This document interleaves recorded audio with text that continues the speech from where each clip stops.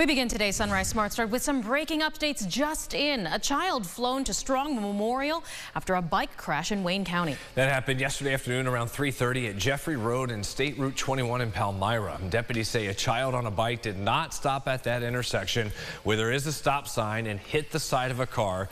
The victim was seriously injured in their head. The driver in the car was not hurt. Two suspects under arrest after officers say they were attacked while responding to a call in Rochester around 8 last night.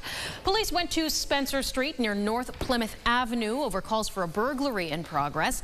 And as the officers there investigated, they say they met a group of people, which is when they also say one person came at them. No officers were injured, but the circumstances surrounding this burglary, as well as why the group had gathered, all of that still under investigation. A young man is in the hospital this morning with life-threatening injuries after police say he was shot on the city's Upper East Side. RPD responded to Dayton Street between Hudson Avenue and Bowman Street for the gunfire just before 8:30 p.m. That is where they found the 22-year-old shot at least once, rushing him to the hospital. No arrests have been made at this point. A similar scene on Cuba Place a couple of hours earlier, where a 35-year-old woman was shot just before 7 o'clock. First responders were able to get her to the hospital to treat her for her injuries, and no arrests have been made here as well. But anyone, if you think you know anything about any of these cases we've just mentioned, please call 911. Famous chef and Food Network star Anne Burrell has died at 55. The native of Syracuse hosted Secrets of a Restaurant Chef for 9 seasons, as well as one of Food Network's most popular shows, Worst Cooks in America. She also competed on several other shows over the years, including Iron Chef America, House of Knives, and Beat Bobby Flay. She graduated from Canisius in Buffalo with a degree in English and Communications before pursuing a career in cooking and culinary at the prestigious Culinary Institute of America.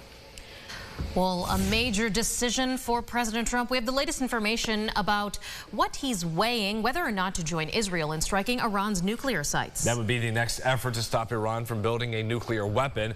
President Trump had a national security meeting Tuesday in the Situation Room as he continues to call for Iran's unconditional surrender. But some of the president's strongest allies on Capitol Hill are calling for restraint, as these ongoing strikes over the last week have killed hundreds in both countries. I'm hoping the president will not get involved with the war. Lawmakers from both parties on Capitol Hill are pushing to vote on measures to limit President Trump's ability to order strikes on Iran. Your sunrise traffic updates here, 8 minutes to go until 7 o'clock. And a view from our Greater Rock Sky Eye. We'll be talking about storms this afternoon coming up momentarily with meteorologist James Gilbert. On our map, though, we are moving along, everything showing up green. No backups at this point or accidents on 390, 490, or 590. Our next sunrise traffic at about 7:25. Here's something new for you to consider this morning. Monroe County, an excellent spot for real estate, and that's not just us saying that. We have some professionals who agree. It's especially great if you're selling. According to the National Association of Realtors, this is still one of the hottest markets in the whole country.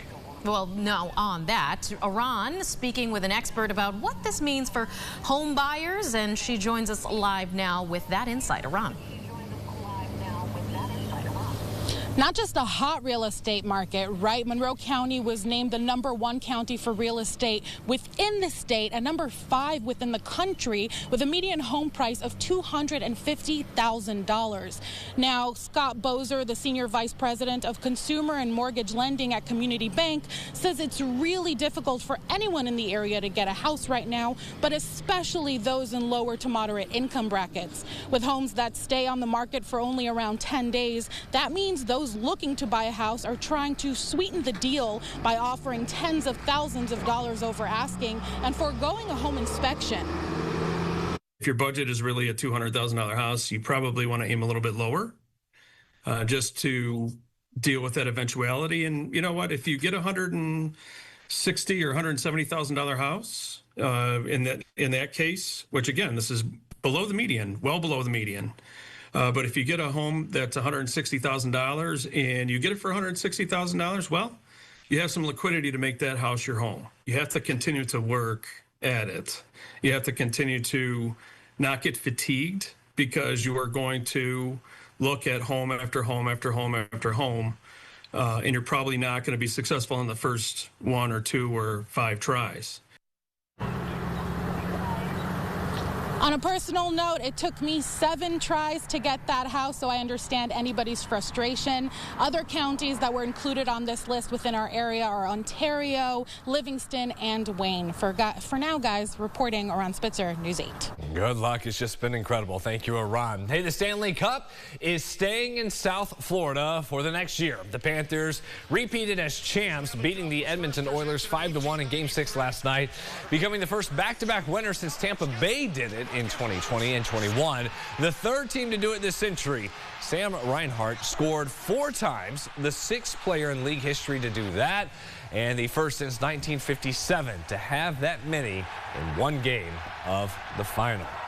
And then it's nothing but all the bubbly right there in Lord Stanley's Cup. Yeah, love fun to see that. They won at home, which is great. They did, yes. I feel like that adds to the feeling of victory. Yeah, it does. Exactly. We're watching storms coming in this afternoon. I'm looking at 3 o'clock or so for those storms to get going, lasting until probably 10 p.m. or so. So keep your eye to the sky. Listen for thunder as well. Just isolated stuff tomorrow. That pushes temperatures down. A lot of people off for Juneteenth tomorrow. Friday, summer begins. It should be really a nice day Friday, and then crank up the heat. It's going to be a hot weekend and a hot week next week. My heart is palpitating at those 90s. Yeah, maybe an official heat wave. We'll see. We'll get to the storms today first. Updates at 7:25. Have a great day.